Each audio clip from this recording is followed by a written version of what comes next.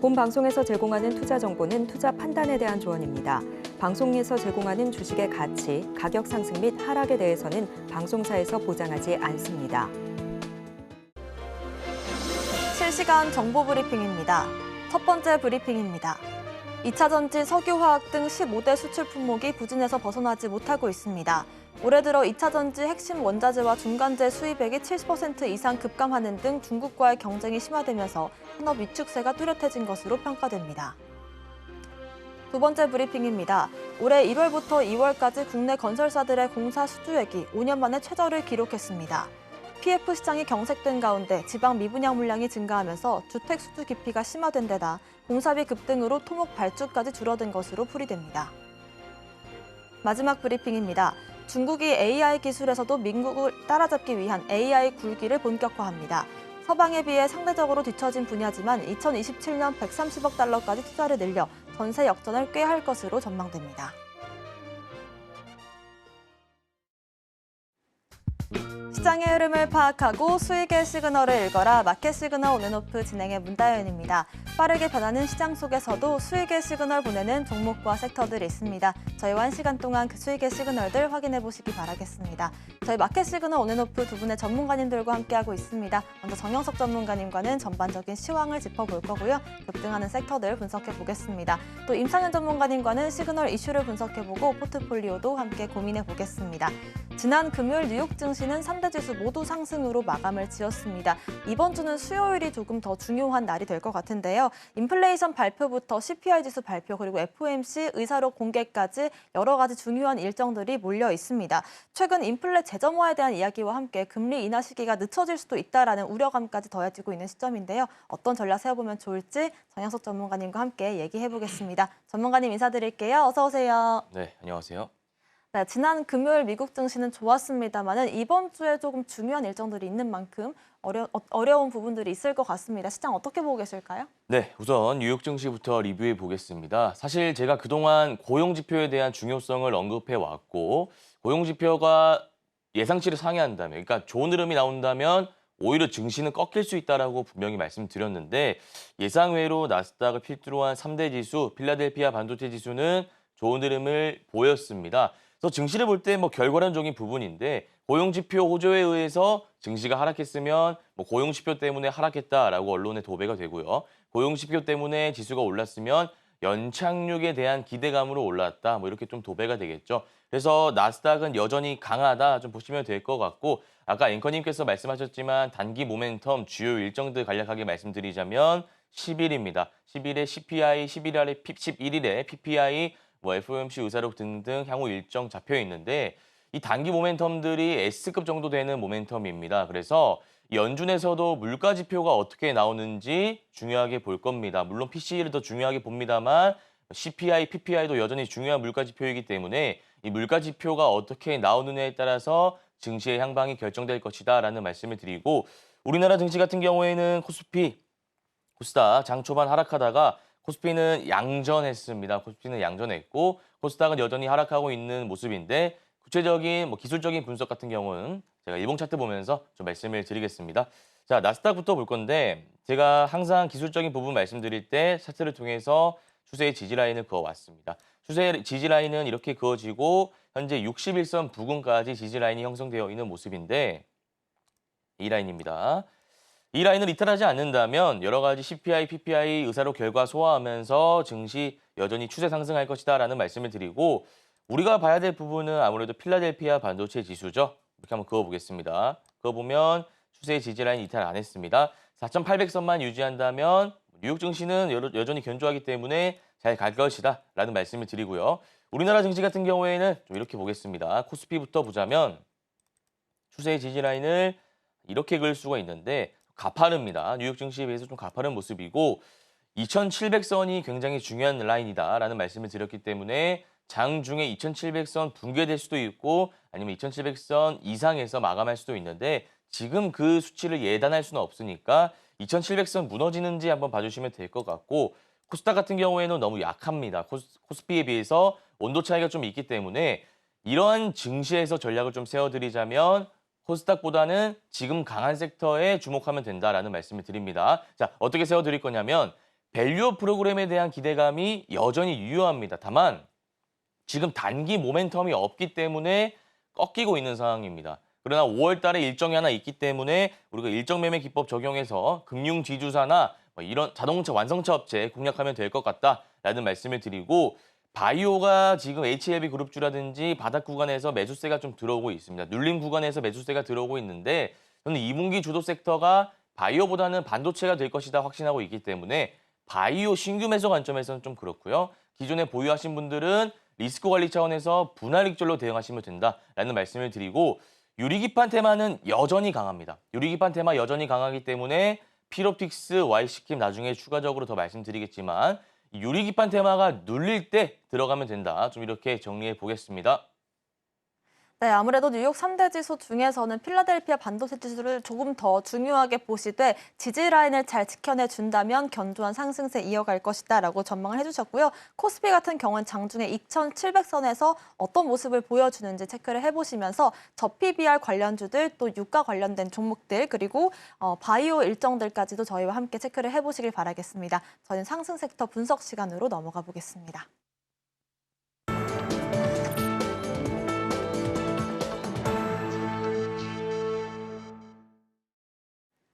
지금부터는 시장에 상승 중인 섹터들 분석을 해보겠습니다. 아무래도 요즘 가장 좀 핫한 원자재 중에 하나가 유가 관련된 이슈가 아닐까 싶은데요. 중동 리스크에 더해서 이제 공급 쇼크까지 터지면서 유가가 정말 고공행진 중입니다. 저희가 지난주에도 100달러까지 갈 수도 있다라고 말씀을 해주셨던 기억들이 있는데 유가 관련주들 이번 주는 어떤 전략 세워볼까요? 네, 유가 섹터 좀 말씀을 드리겠습니다. 우선 중동 관련 리스크가 좀 있습니다. 이란에서 이스라엘의 최대 피해를 가할 것 이런 이슈가 나오고 있어서 이 지정학적 이슈로 인해서 유가가 급등할 우려가 있다라는 거 하나 체크하시면 될 것 같고요. 두 번째로는 제가 100달러까지 갈 수 있다라는 개인적인 생각을 말씀드렸는데 그런 전망이 전문가들을 통해 나오고 있습니다.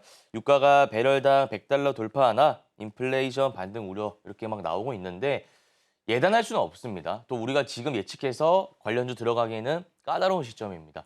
그렇지만 100달러까지도 갈 수 있다라는 내용이 이슈가 나오고 있다는 거 정도는 하나 체크하시면 될 것 같다라는 말씀을 드리고 국제유가 100달러 경고음이 나오고 있다. 한국 고물가 부담 커지나 이런 이슈도 나오고 있네요. 유가가 올라가면 수입 물가가 세지잖아요. 그러면 우리나라 경제에도 직격탄을 맞게 돼 있습니다. 그래서 이렇게 된다면 증시에 안 좋은 영향을 미칠 수도 있기 때문에 우리가 또 거시적으로도 체크할 부분이 있다라는 말씀 드리면서 관련주 어떤 게 있는지는 일봉 차트 보면서 좀 말씀을 드리겠습니다. 우선 흥구석유라는 종목 좀 볼게요. 자, 확대해 보겠습니다. 보시면 네모난 박스 부분인데 이거 제가 너무나 많이 말씀드려서 저희 방송 이제 오래 보신 분들은 좀 잘 아실 것 같아요. 양음양 패턴이 나왔습니다. 양음양 패턴 나오면 보통 두 개 중에 하나예요. 양음양 패턴 이후에 다음날 장대 양봉 나오면서 윗골이 메울 수 있고요. 아니면 다음날 차익 물량이 나오면서 빠질 수 있습니다. 자, 우리가 두 가지 경우의 수가 있는데 판단하는 방법은 하나입니다. 기술적인 부분 아니고요. 재료입니다. 자, 지금 섹터가 없습니다. 유리기판 섹터는 지금 대장주가 바뀌면서 수급이 빠지고 있습니다. 나중에 한번 다시 짚어드릴 건데 수급이 빠지고 있고 지금 원자재 섹터에 돈이 다 몰리고 있는 거 여러분들이 아실 거예요. 전선 관련주도 결국에는 AI 관련 이슈나 구리 가격, 원자재잖아요, 구리가. 구리 가격이 오르니까 전선 관련주 오르고 있고 또 구리 관련주인 이구산업 오르고 있고 또 이제 흥구석유, 유가 관련주 오르고 있는데 시장이 안 좋을 때는 제가 해지 개념으로 원자재 섹터 공략하면 된다라고 말씀드렸죠. 그 차원에서 봤을 때 지금 차트상으로 보면은 양음양 패턴이 나오고 있고 다음 날 한 차례 더 오를 수 있다는 겁니다. 자, 이거는 지난 방송도 돌려보시면 아시겠지만 이 이전의 전고점 라인 이 라인은 제가 무조건 돌파한다라고 말씀드렸고 17,970원, 18,000원 잡고 대응하면 된다라고 분명히 말씀드렸습니다.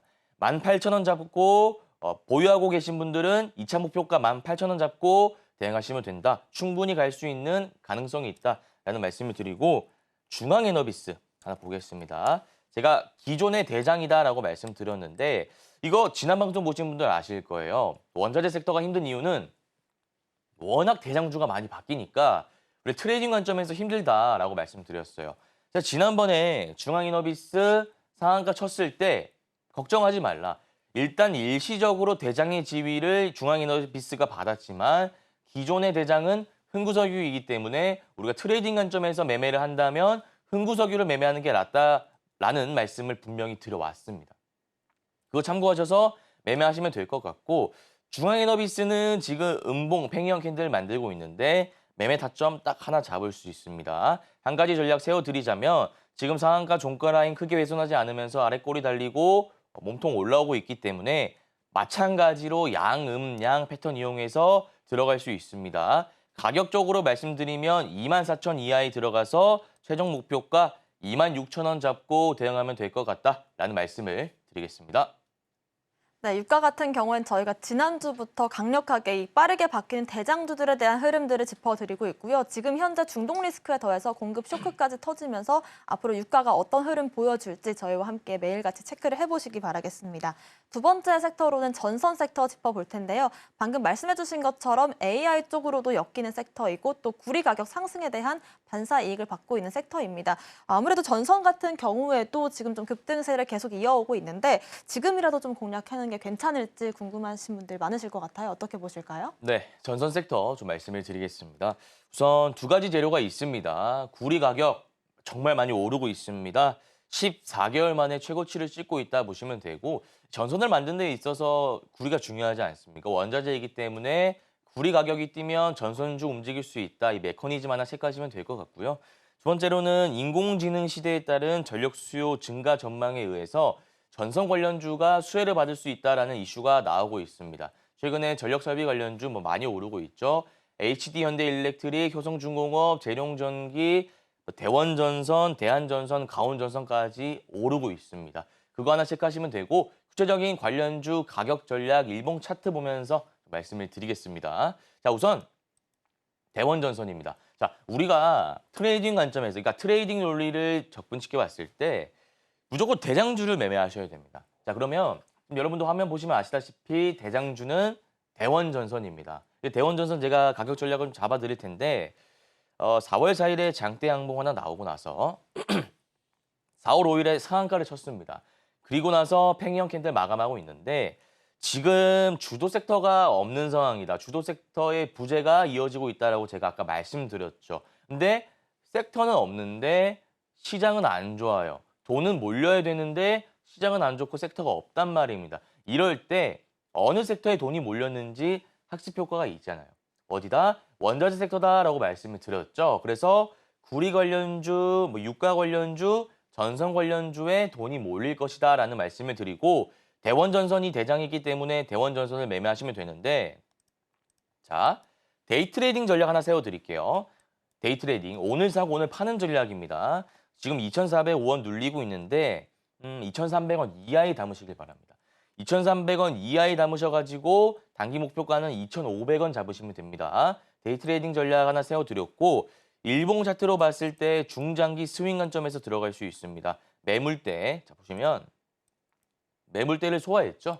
매물대 소화하면서 지금 윗골이 달리면서 내려오고 있는 상황이기 때문에 중장기 스윙 관점에서도 들어갈 만한데 지금 들어가면 우리가 높잖아요. 왜? 1파 이후 고점 부근이니까 지금 들어가지 마시고 충분히 2파 이상 나올 수 있는 재료이기 때문에 1파 이후의 눌림 구간, 1파 이후의 눌림 구간 정확하게 잡을 수 없을 때는 단기 이평선 기준으로 잡아라 말씀드렸죠. 단기 이평선은 1,800원인데 이격이 좀 되잖아요. 지금 들어가지 마시고 2,000원 라인, 그러니까 이 4월 5일 상한가 쳤던 날의 양봉의 몸통 라인 2,000원 라인에 들어가시면 된다. 그리고 1,900원에 분할 매수로 한번 들어가시면 된다. 좀 이렇게 잡아드리겠습니다. 전선 같은 경우에도 좀 급등세를 계속해서 만들어갈 수 있는 그런 섹터이기 때문에 1파 이후 눌림목 전략 혹은 이평선 매매 기법 참고를 해보시면 좋을 것 같습니다. 전선 관련된 섹터 짚어봤고요. 마지막으로 짚어볼 섹터 유리기판 짚어보겠습니다. 지난주 가장 핫했던 섹터가 이 반도체 안에서도 새롭게 떠오른 게 또 유리기판이었을 것 같습니다. 또 오늘 장에서 보니까 장 초반 급등 이후에 눌림을 조금 주고 있더라고요. 실시간 대응 전략 한번 잡아볼까요? 네, 유리기판 섹터 좀 말씀을 드리겠습니다. 모멘텀 보시면 국내 부품업계가 이 유리기판 선점 경쟁에 뛰어들고 있습니다. 아직 본격적으로 양산하고 있는 곳은 없습니다. SKC가 선두주자로 보이고 후발주자가 삼성전기인데 트레이딩 관점으로 봤을 때는 중소형주 공략하는 게 맞고요. 개별주 이슈 하나 말씀드리면 JNTC가 유리기판 사업에 진출하고 2027년 양산 목표로 하고 있다라는 이슈가 나오고 있습니다. JNTC 관련주로 새롭게 나왔으니까 하나 체크하시면 되고요. 캠트로닉스도 관련주로 편입이 되어 있네요. 유리기판 TGV 공정에 진입했다라는 이슈가 나오면서 수급이 몰리고 있는 형국입니다. 구체적인 관련주 가격 전략은 일봉 차트 보면서 좀 말씀을 드리겠습니다. 우선 JNTC 보시면 지금 장대 양봉 이후에 많이 오르고 있는 모습인데, 자, 제가 테마 소멸 단계에 대해서 좀 말씀을 드릴게요. 과거에 여러분들 초전도체 이슈가 나왔을 때 신성 델타테크 파워로직스가 나왔다가 갑자기 새로운 종목들이 나왔죠. 덕성이 나오고요, 서남이 나오고요. 그러면 제가 테마의 소멸 단계 봤을 때 거의 끝까지 왔다라는 말씀을 드려왔습니다. 우리 기존에 YC캠으로도 공략해서 50% 이상 고가 기준으로 수익 났고 또 피로틱스로도 수익 났는데 그 종목도 지금 빠지고 있습니다. 지금 보시면 자, 피로틱스 빠지고 있고 YC캠 빠지고 있습니다. 자, 그런데 이 테마가 연속성 있는 테마인지 단기 테마인지 우리가 분석할 때 거래 대금을 보시면 되는데 피롭틱스가 기존의 대장이잖아요. 보시면 거래 대금 많이 터지고 있지 않습니다. 자, 이거 그러면 이 캔들을 어떻게 해석해야 되느냐 봤을 때 이건 차익 물량입니다. 그러니까 세력들이 고가권에서 물량을 털고 나오는 게 아니라 그렇게 된다면 주가가 빠지겠죠. 그게 아니라 이 차익 물량이기 때문에 유리기판 테마는 연속성 있는 테마, 2파 이상 나올 수 있는 테마다라는 말씀을 드리고 일단 기존의 대장은 피로틱스였다가 이 투자 주의 받으면서 JNTC에게 넘겨줬습니다. 그래서 JNTC 보시면 지금 올라오고 있는데 자, 우리가 그러면 두 가지 생각이 듭니다. 기존의 대장은 피롭틱스였기 때문에 피롭틱스가 눌릴 때 들어가는 전략을 세우거나 아니면 지금 피롭틱스가 빠지고 있기 때문에 JNTC를 들어가거나 라는 전략을 세울 수 있는데 그냥 간단합니다. 예측하고 들어갈 필요 없고요. 데이 트레이딩 전략 세우시면 되죠. 제가 하나 세워드리면 10분봉 볼게요. JNTC가 지금 25% 높은 구간인데 박스권 그릴 겁니다. 올라갔다가 내려갔다가 올라갔다가 내려갔다가를 5장 내내 반복하다가 2시 이후에 상한가를 닫거나 아니면 상한가 닫지 못하고 실망 매물이 나오면서 빠질 수가 있습니다. 두 가지 중 하나인데 우선 그 전까지는 박스권을 그릴 가능성이 높기 때문에 우리가 단기 트레이딩 관점에서 21% 등락 기준으로 21%까지 내려올 때 분할 매수 말고 한 번에 들어가셨다가 25에서 26% 구간에 파는 분봉 박스권 매매 기법을 적용하셔서 데이 트레이딩 관점에서 짧게 치고 나오는 전략 하나 수립해 드릴 거고요. 두 번째는 JNTC 말고요. 피롭틱스 들어갈 건데 보시면 지금 파동이 되게 길게 나왔어요. 1파 이후에 눌린 구간인데 아마 11선까지는 눌릴 수 있어요. 그래서 JNTC 짧게 치고 나오실 분들은 JNTC 하시면 되고 나는 직장 다니고 자영업 하기 때문에 실시간 대응이 힘들다 하시는 분들은 피롭틱스 들어가시면 되는데 구체적인 가격 전략 잡아드리자면 32,350원 지금 들어가는 게 아니라 25,000원까지 주가가 떨어질 때 11선 기법을 적용하셔가지고 들어가신 다음에 최종 목표가는 4만 원 잡고 대응하시면 될 것 같다라는 말씀을 드리겠습니다. 네, 지난주 유리기판에 대한 분석과 함께 저희는 YC캠 공략수를 제시를 해드렸었고 제시를 해드린 지 하루 만에 상한가에 갔던 종목 또 이틀 만에 50% 넘는 수익률을 지난주 만들었습니다. 이번 주에도 그런 종목이 나와서 저희가 리뷰를 만나볼까 하는데요. 엔캠이 지난주 목요일 저희가 공략주로 제시했던 단 하나의 종목이었습니다. 이틀 만에 17% 상승을 만들었고요. 오늘 장중에만 이렇게 14% 넘는 급등이 나와줬습니다. 엔캠 같은 경우에도 이틀 만에 저희가 20% 가까운 수익을 보고 있는데 어떤 부분에서 저희가 공략을 했던 종목이었을까요? 네, 엔캠 좀 말씀을 드리겠습니다. 세 가지 이유가 있습니다. 세 가지 이유. 제가 이거 투자 대회에서도 자주 썼던 기법인데 세 가지 이유 하나하나 차근차근 말씀드리겠습니다. 코스닥이죠. 근데 지금 코스닥이 빠지고 있습니다. 증시가 안 좋아요. 증시가 안 좋은데 증시와 반대로 상승하고 있다는 점 하나 체크하시면 되고 두 번째는 2차 전지가 지금 최근에 굉장히 안 좋습니다. 여러분들 에코프로 한번 검색해 보시기 바랍니다. 포스코 그룹주 검색해 보시기 바랍니다.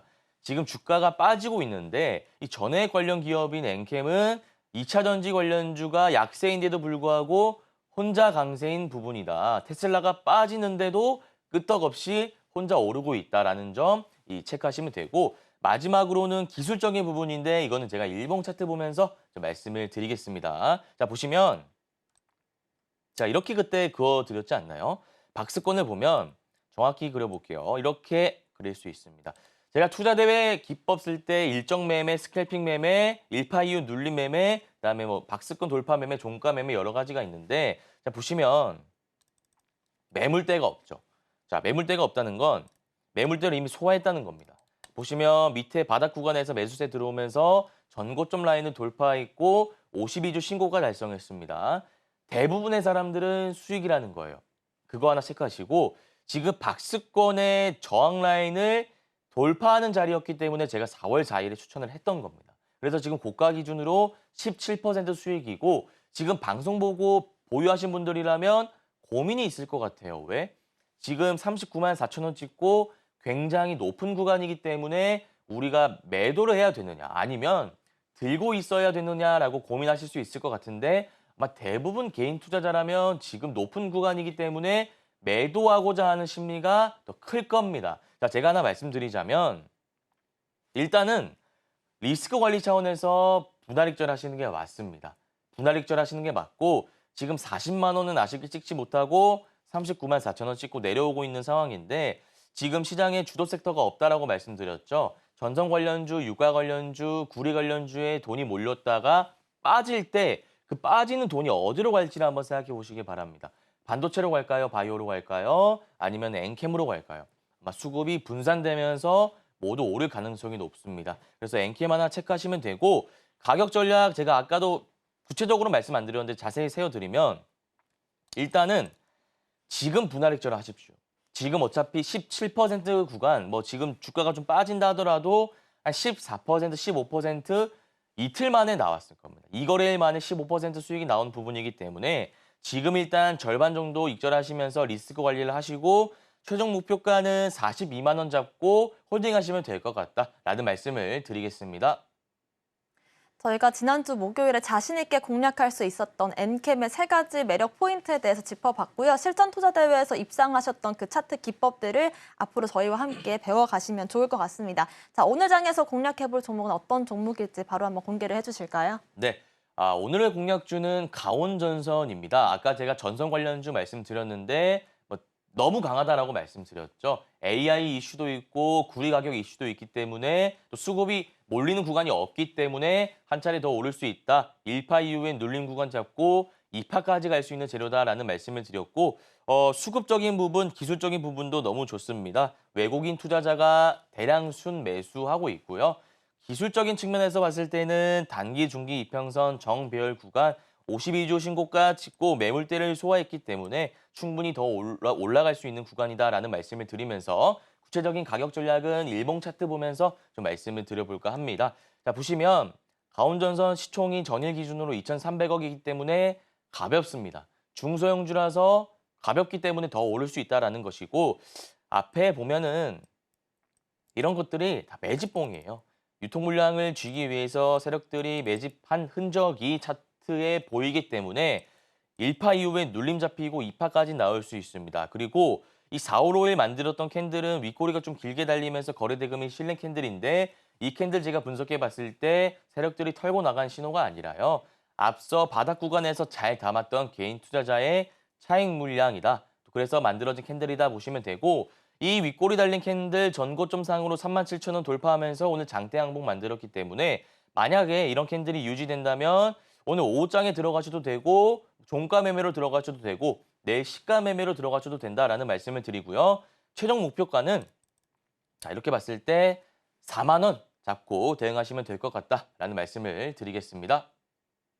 네, 오늘 주목해봤던 전선 섹터 안에서 2차 파동을 공략해볼 수 있는 그런 종목 가온전선 오늘의 공략주로 짚어봤습니다. 오늘 말씀 주신 정혁수 전문가님과는 여기서 인사드릴게요. 고맙습니다.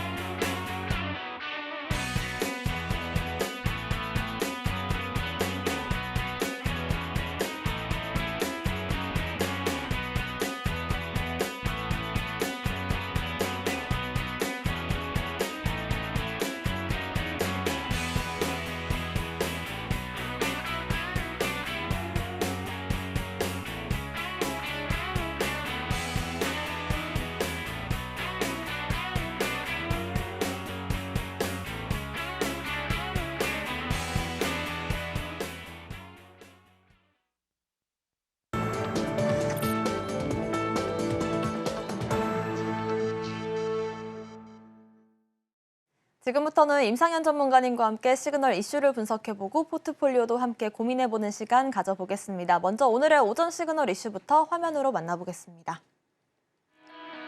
오늘의 오전 시그널 이슈는 고유가로 멀어지는 금리 인하 시점입니다. 국제 유가가 배럴당 90달러를 넘은 데 이어서 100달러를 돌파할 것이란 전망이 확산되고 있습니다. 중동과 러시아의 지정학적인 긴장 고조감 속에 멕시코까지 원유 수출을 줄이면서 글로벌 공급 충격 우려가 덮쳤습니다. 미국 연준을 비롯한 각국 중앙은행의 인플레이션과의 싸움을 더 어렵게 할 수 있다는 관측이 제기되고 있는데요. 여기에 이어서 금리 인하 시기까지 밀리는 건 아닌지 우려감이 더해지고 있습니다. 자세한 이슈 임상현 전문가님과 얘기해 보도록 하겠습니다. 사실상 올해 가장 기대했던 이슈들은 금리 인하에 대한 이슈였는데 유가가 고공행진을 하면서 여기에 대한 우려감이 더 더해지고 있는 것 같습니다. 자세한 이야기 임상현 전문가님과 해보겠습니다. 먼저 인사부터 드릴게요. 어서 오세요. 예, 반갑습니다.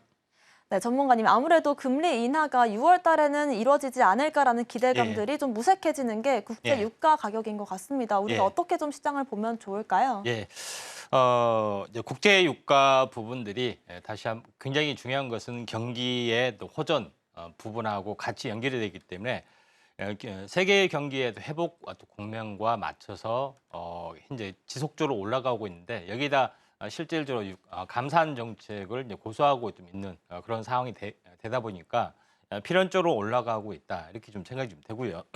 또 여기에 경기 회복에 대한 또 다른 시그널은 전력 소비 증가가 되겠죠. 최근에 구리 가격 상승, 그다음에 전력 소비의 어떤 증가, AI 열풍이 이제 가세가 좀 되고 있다 이렇게 좀 생각이 됩니다. 결론적으로 미국 지표도 보더라도 최근에 고용 지표가 너무나 좋다 하는 것들이 나와주고 있기 때문에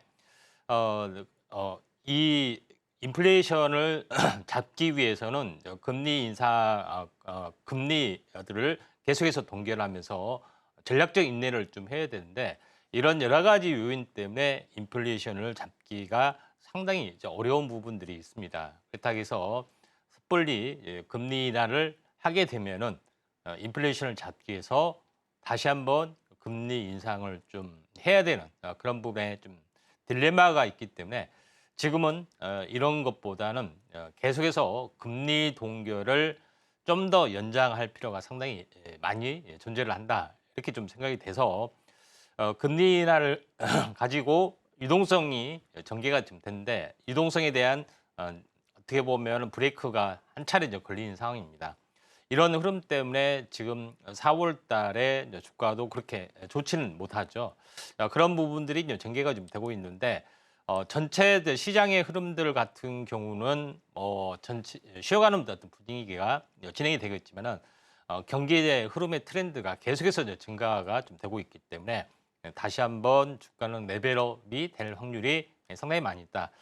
속된 말로 어떻게 보면 월급 빼고 다 오르는 그런 부분이 전개가 좀 되고 있다 이렇게 좀 생각이 되죠. 그런 관점에서 인플레이션을 잡기는 쉽지 않고 또 금리 인하도 기대감도 상당히 멀어지는 부분이기 때문에 오직 경기 회복에 대한 기대감 그걸 극복하고 계속해서 올라가는 어떤 흐름에 기대를 좀 하시는 게 좋을 것 같다. 결론적으로는 금리 인하는 물 건너 갈 수도 있고 또 정치적인 일정 때문에 미국 선거 국면 이후로도 연기가 될 수 있다는 그런 섣부른 전망도 지금 이루기 때문에 이런 것들도 또 필요해 보이고 또 전체 이제 기저효과라고 해서 연초에는 오르지 않다가 연말이나 연중 넘어서 인플레이션이 이제 증가되는 어떤 계절적 트렌드가 좀 있을 수 있습니다. 그런 여러 가지 국면이 있기 때문에 금리 인하에 대한 베팅보다는 경기 회복에 대한 베팅을 좀 하시는 게 좀 중요할 것 같고 또 유가가 오르게 되면은 또 다른 대안주가 있죠. 전기차가 다시 한번 필요성이 이제 증가될 수 있기 때문에 그동안 굉장히 힘이 없던 2차 전지에 대한 어떤 수급도 우리가 계속해서 기대를 좀 해볼 만하다 이렇게 좀 생각이 듭니다. 차트를 잠깐 보면서 말씀을 좀 들어보면은 지금 이제 코스닥은 61선까지 빠졌습니다. 근데 코스피는 상당하게 강하게 약간 버텨주고 있는 그런 상황이 되는데 아마도 이제 경기 회복 실적에 관련된 부분이기 때문에 코스피 부분들은 21선을 찍고 계속해서 올라갈 확률이 많고 그다음에 코스닥 부분들을 잠깐 보면은 오늘도 좀 빠지고 있습니다. 약간 힘이 없는 그런 상황이 되는데 일반적으로는 61선의 지지를 보일 확률이 상당히 많죠. 고점에서 일주일 정도 계속해서 버텨주다가 또 일주일 급락이 됐습니다. 거의 한 2주 정도가 약세를 보여주는 부분인데 지난번에는 좀 생각보다 많이 빠졌죠. 거의 한 달 이상 빠졌는데 그러지는 않을 걸로 좀 생각이 좀 되고 여기서 계속해서 버텨주는 기간 조정의 성격들이 한 2주 이상 진행이 되면서 20일과 60일선이 약간 수렴 구간에 전개될 확률이 많다 좀 생각이 들기 때문에 지수는 좀 한동안 갇힐 수가 있기 때문에 테마별로 약간 접근하시는 게 좀 좋지 않겠냐 이렇게 좀 생각이 돼서 금리 인하 기대감은 잠시 좀 접어주신 게 좀 좋을 것 같습니다. 네, 지금 시점에서는 금리 동결 가능성이 더 커지고 있고 최악의 경우에는 금리 인하라는 단어가 사라질 수도 있다 혹은 미국 대선 이후로 밀릴 수도 있다라는 점까지 염두를 두시면 좋을 것 같습니다. 일단은 경기 회복이 급선무다라는 점 참고를 해보시면 좋을 것 같고요. 저희는 종목 이야기로 넘어가 보겠습니다. 첫 번째 종목으로는 넥스트칩 짚어볼 텐데요. 반도체 칩 대장주로서 나름 핫했던 종목인데 올해 들어서는 좀 맥을 못 추고 있는 것 같습니다. 그 이유가 어떤 이유에서였는지도 좀 하고요. 넥스트칩 부분들을 한번 오늘의 이제 특징주로 제가 이제 골랐던 부분들은 다른 게 아니라 이 자율주행 관련된 부분들이 하나둘씩 두각을 나타내주고 있는 그런 상황이 되는데 넥스트칩을 이제 골랐던 가장 큰 이유는 지금은 AI 어떤 반도체가 대장주 역할을 하죠. 특히 장비 업체가 대장주 역할을 하는데 반도체 특히 이제 AI 반도체가 추구하는 부분들은 인공지능, 자율주행 이런 쪽에 궁극적 목적이 있습니다. 당연히 자율주행 쪽에서도 반도체 칩으로 만든 업체에 대한 수혜가 진행이 될 걸로 좀 생각이 좀 되기 때문에 오늘 넥스트 칩을 골랐는데 넥스트 칩의 가장 큰 핵심은 카메라에 장착이 되는 그 안에 칩을 공급하는 업체다 이렇게 좀 생각하시면 되는데 자율주행이 확대가 될수록 고선명, 고해상도의 카메라 모듈이 필요해 보이죠. 그래서 영상 장치를 이미지 장치로 디지털로 전환이 되는 부분들이 있는데 그게 이제 ISP라는 기술입니다. 이 기술을 좀 가지고 있고요. 또 하나는 중요한 것은 이 자동차 안에는 뭐 열 몇 대의 카메라가 장착이 돼 있죠. 그래서 중앙 전송 장치로 초고속으로 AHD라는 기술인데 이걸 이제 전송을 좀 해줘야 되는 그런 부분이 좀 있다. 그다음에 세 번째 부분들은 중앙 처리 장치에서 요거를 인공지능으로 어떻게 보면은 작동을 좀 해야 되는 어떤 세 가지 어떤 코스를 가지고 있는데 넥스트 칩은 이런 세 가지 부분에서도 이제 어느 정도 기술을 가지고 있고 또 마지막에 최종적인 자율주행 칩에 대한 브랜드가 아파치라는 브랜드입니다. 여기에 대한 부분들이 좀 있습니다. 쉽게 이야기하면은 카메라 모듈 안에 카메라 자체 안에 고영상으로 어떻게 보면은 이미지 처리를 하고 이걸 전송하고 그다음에 최종적으로 자율주행 기능을 할 수 있는 단계별로 어떤 기술을 좀 가지고 있고 요걸 이제 개발을 하고 있다 이렇게 보시면 될 것 같습니다. 모든 어떤 처리를 중앙 처리 장치에 모든 걸 하게 되면 과부하가 걸리기 때문에 카메라에서도 처리를 인공지능 처리하고 그다음에 전송 장치 이런 부분별로 AI가 처리를 하는 그런 부분이기 때문에 넥스트 칩이 이쪽 관련된 특화된 기술을 가지고 있다 이렇게 좀 생각하시면 될 것 같습니다. 그래서 어떻게 보면은 고해상도의 카메라 모듈의 최대 수혜주다 이렇게 보시면 될 것 같습니다. 차트를 보면서 말씀을 좀 들어보면은 넥스트 칩이 21,000원대의 주가에서 지금은 거의 한 반토막이 났죠. 어떻게 보면은 1,500원 정도가 되면은 이제 거의 그 반토막인데 11,000원에 거의 집중이 돼서 쓰리바닥 형태를 계속해서 지지를 받고 있다 이렇게 좀 보시면 될 것 같습니다. 그러니까 쓰리바닥 형태에서 이제 턴어라운딩이 진행이 될 확률이 많고 20일, 60일선인 이제 골든 크로스가 임박을 좀 해주고 있기 때문에 넥스트칩 우리가 이 반도체에서 구체적으로 순환매가 자율주행적으로 돌 수 있기 때문에 이 점 주목을 좀 해주시기 바랍니다. 네, 반도체 섹터 안에서 이제는 자율주행 쪽으로 테마가 순환이 된다면 고해상도 카메라 모듈의 최대 수혜주로 볼 수 있는 게 넥스트 칩이다라는 점들 참고를 해보시면 좋을 것 같습니다. 두 번째 종목으로는 스마트 레이더 시스템을 짚어볼 텐데요. 작년 8월 신규 상장할 당시에 굉장히 핫했던 종목입니다. 역시나 좀 올해 들어서는 좀 급등락을 보여주면서 오늘 장중에 바닥권에서 17% 급등이 나왔거든요. 뭔가 예. 시그널을 보내는 것 같은데 예. 어떤 의미로 받아들이면 좋을까요? 예, 아무래도 자율주행 쪽으로 움직임이 상당히 좀 좋습니다. 그래서 스마트 레이더 시스템 부분들인데 스마트 레이더 시스템의 핵심적인 부분들은 4D 이미징 레이더 제조입니다. 다시 말해서 우리가 레이더하고 라이다하고 굉장히 많이 좀 헷갈리는 부분인데 라이다는 빛을 쏴서 반사를 시키는 부분이 있기 때문에 눈이나 비가 오게 되면 이물질이 끼게 되기 때문에 제대로 선명하지 못합니다. 근데 다만 라이다는 밤에도 선명한 어떤 흐름들을 가지고 있죠. 빛을 쏘기 때문에 그런 부분인데 이걸 입체적으로 이제 구현을 하는 것들이 좀 있습니다. 근데 반면에 레이다는 악천후나 이런 것들 전파를 쏴서 이렇게 반사를 시키기 때문에 눈이나 비, 안개 이런 것 전혀 상관없이 받아들일 수 있습니다. 그러면은 레이더를 써야지 왜 라이다가 쓰느냐? 중요한 거는 기술적 한계로 전면만이 점으로만 표현이 되기 때문에 입체적으로 표현이 되지 않습니다. 그런 부분이 좀 있는 그런 안타까운 부분이 있죠. 그래서 어떤 비행기 때를 새 때로 오인했다 이런 오보의 어떤 현재 전쟁 어떤 뉴스 관련된 부분들이 상당히 많이 보이죠. 이거는 선으로밖에 또 점으로밖에 표현하지 못한 건데 스마트 레이더 시스템은 AI 인공지능을 좀 활용해서 입체적으로 이제 구현할 수 있는 기술을 구현했기 때문에 라이다의 어떤 장점을 완벽하게 구현을 하고 레이더의 단점도 완벽하게 구현을 좀 했죠.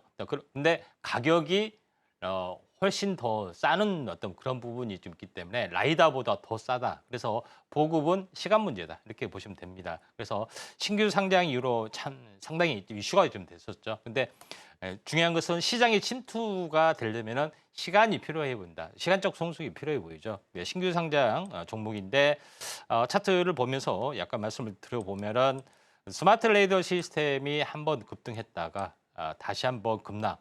고점 대비 3분의 1 토막까지 급락했습니다. 다시 한번 반등했다가 현재 이중바닥까지 완벽하게 진행이 되고 이중바닥에 대한 기간 조정까지 진행이 되면서 약간 터닝을 좀 하려고 하고 있는 그런 상황이 되다 보니까 전체는 삼각수렴형의 박스권이 향해서 움직여주고 있는데 중요한 것은 순환매가 자율주행이나 이쪽으로 한번 돌아갈 수 있는 그런 가능성이 있는데 스마트 레이더 시스템도 외야 쪽에 또 흐름이기 때문에 우리가 오늘 장중 특징주지만은 좀 밀렸지만은 하루 이틀 좀 숨고르게 하게 되면은 관심 있게 좀 지켜보시기 바랍니다. 네, 전반적으로 오늘 시장에서 AI와 자율주행 쪽으로 시장 순환매가 돌고 있다는 점들 포착해 볼 수 있었습니다. 임상현 전문가님의 의견 들어봤고요. 다시 한번 화면으로 정리해 보겠습니다.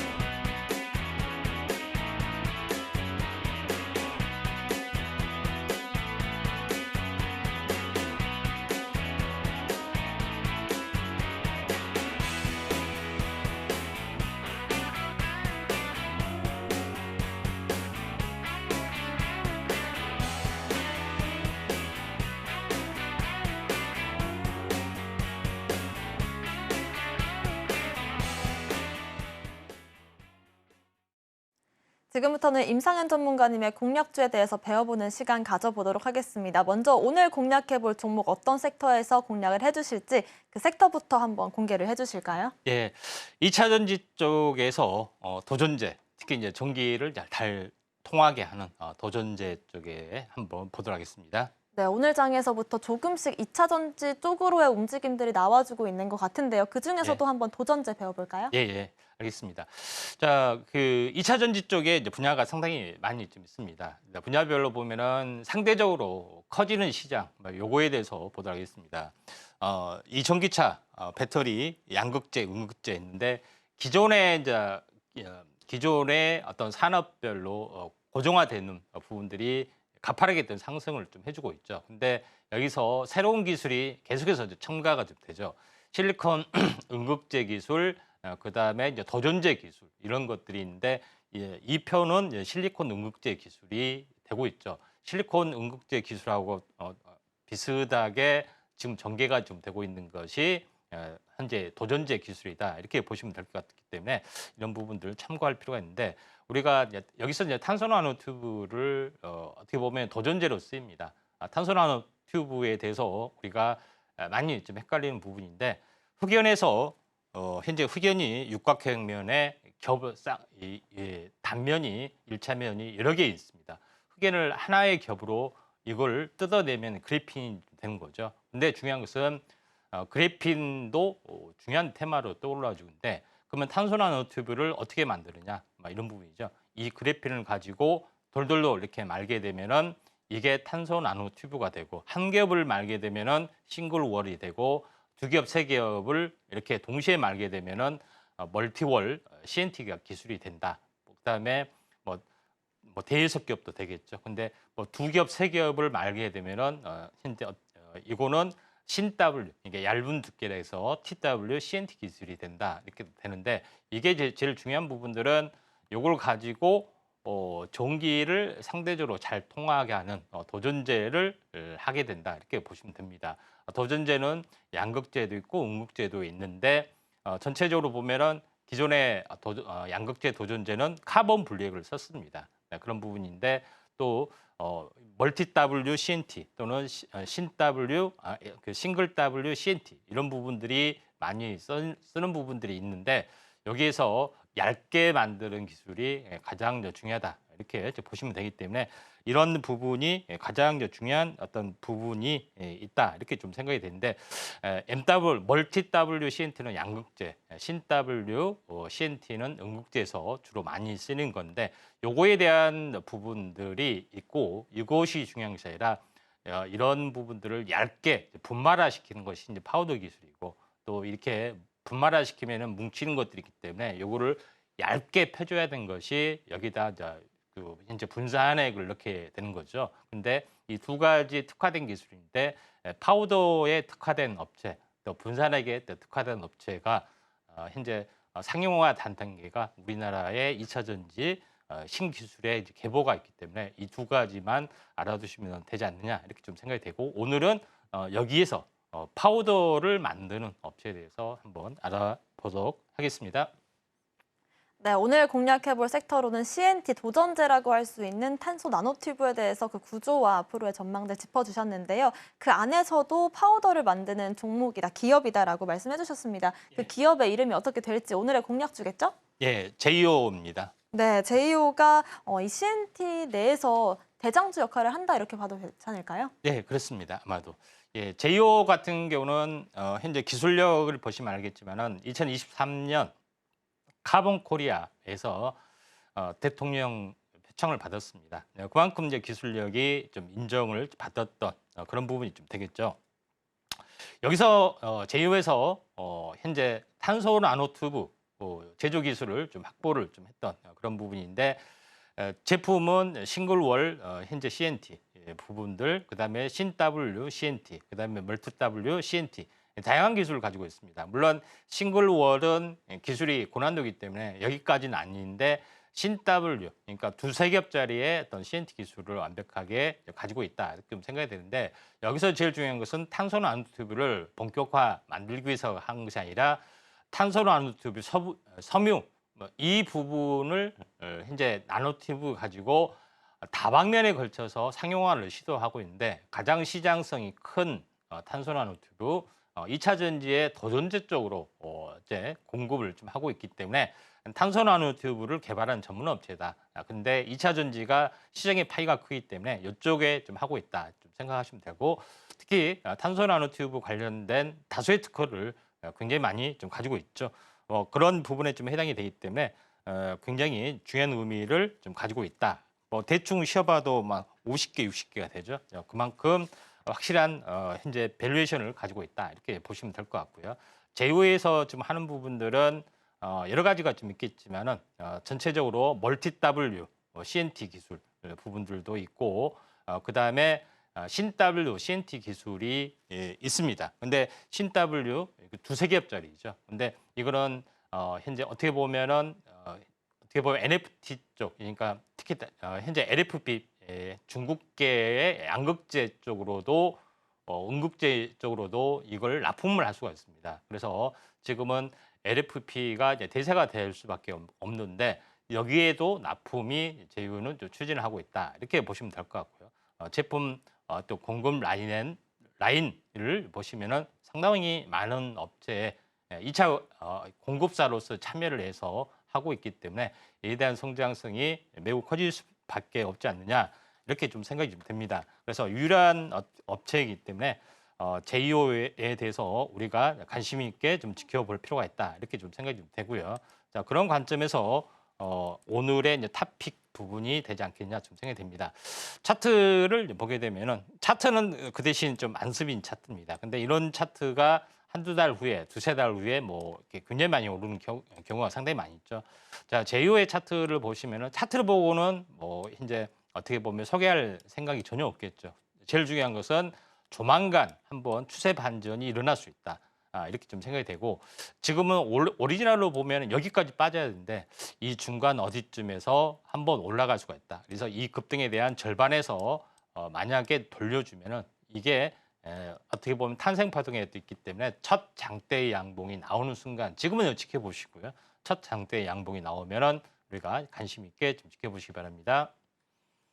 제이오 같은 경우에는 관련된 분야에서 수십 개의 특허를 가지고 있고 특히나 짱짱한 공급사들을 갖고 있다는 점들 짚어보시면서 언제 공략하면 좋을지 저희와 함께 체크를 해보시기 바라겠습니다. 자, 오늘의 오후장 대응 전략도 한번 세워볼 텐데요. 전문가님, 오후장에서는 어떤 섹터들 한번 공략을 해볼까요? 자, 그 반도체만 독주하고 있고 또 반도체 중에서 특별한 섹터만 하고 있는데 이에 대한 순환매가 확산이 좀 될 수가 있기 때문에 반도체에 대한 확산 구조, 자율주행 쪽으로도 확산이 좀 될 수 좀 있는 상황이 되기 때문에 이런 부분들 자율주행 관련된 부분들이 인공지능에 가장 특화된 상용화 가능성이 굉장히 높다. 다만 상용화가 상당 부분 약간 더디게 지금 진행이 되는데 이제 본격화될 수 있는 분야가 자율주행 분야이기 때문에 이쪽에 포커스를 맞추는 전략들 필요해 보이지 않겠냐 이렇게 좀 생각이 좀 됩니다.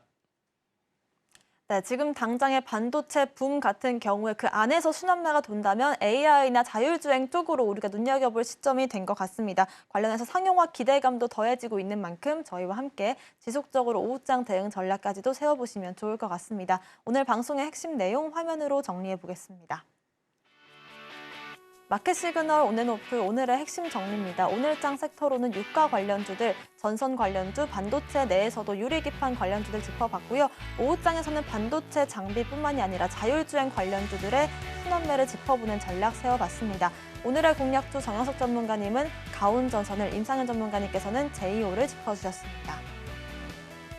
저희가 방송 중에 드리는 정보는 전문가님들의 조언일 뿐입니다. 참고만 하시길 바라겠고요. 서울경제TV와 서울경제신문을 사칭한 피해도 유의하시길 바라겠습니다. 오늘 저희가 준비한 소식은 여기까지입니다. 시청자 여러분 고맙습니다.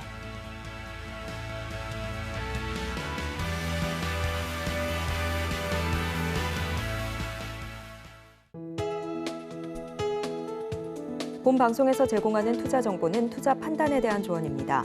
방송에서 제공하는 주식의 가치, 가격 상승 및 하락에 대해서는 방송사에서 보장하지 않습니다.